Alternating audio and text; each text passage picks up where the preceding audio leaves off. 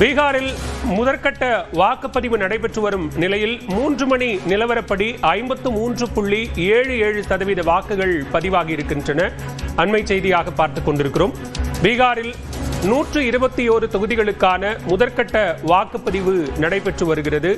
இந்நிலையில் பிற்பகல் 3 மணி நிலவரப்படி 53.77% வாக்குகள் பதிவாகி இருக்கின்றன. கூடுதல் விவரங்களோடு இணைகிறார் செய்தியாளர் சுசித்ரா. விவரங்கள்.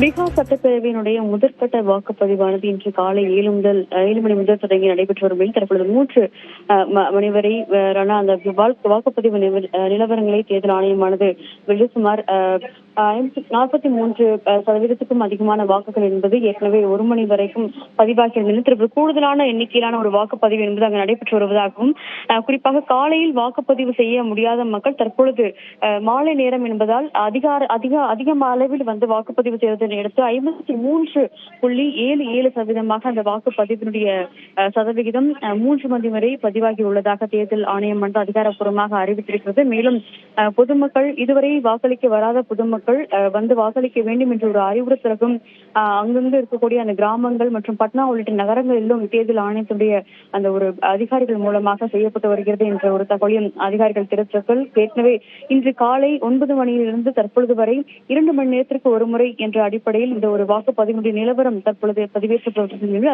அந்த அடிப்படையில் 53% அளவிலான ஒரு வாக்குப்பதிவு என்பது 3 மணி வரை பீகாரினுடைய முதற்கட்ட சட்டப்பேரவை தேர்தலில் நடைபெற்றுள்ளது. விவரங்களுக்கு நன்றி சுசித்ரா.